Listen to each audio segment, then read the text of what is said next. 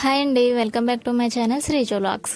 నేను ఒక కొత్త రెసిపీతో మీ ముందుకైతే వచ్చేసాను. దానికన్నా ముందు మీరు మా ఛానల్ని ఫస్ట్ టైం చూస్తున్నట్లయితే please to subscribe Srijo vlogs. ఈరోజు నేను మీకు పరిచయం చేసే రెసిపీ వచ్చేసి టమాటా ఎగ్ కర్రీ అండి. టమాటా ఎగ్ కర్రీ కోసం ప్రిపరేషన్ అనేది ఎలా చేయాలో చూసేద్దాం రండి. ఫస్ట్ ప్యాన్లో ఆయిల్ పోసుకొని ఆయిల్ హీట్ అయిన తర్వాత కొంచెం అంత పసుపు వేసుకోవాలి. పసుపు వేసుకున్న తర్వాత మనం ఆల్రెడీ ఉడకపెట్టుకుంటాం కదా ఎగ్స్, ఆ ఎగ్స్ అనేది వేసి అవి బాగా ఫ్రై అయ్యే వరకు ఉంచాలి.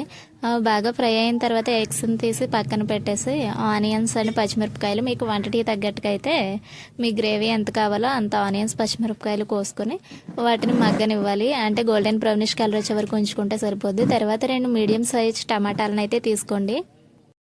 ఈ టమాటాలని రెండు టమాటాలని చిన్న చిన్న ముక్కలుగా కోసి ఆ ఆనియన్స్లో వేసి టమాటా మెత్తపడే వరకు అయితే ఉంచుకోండి.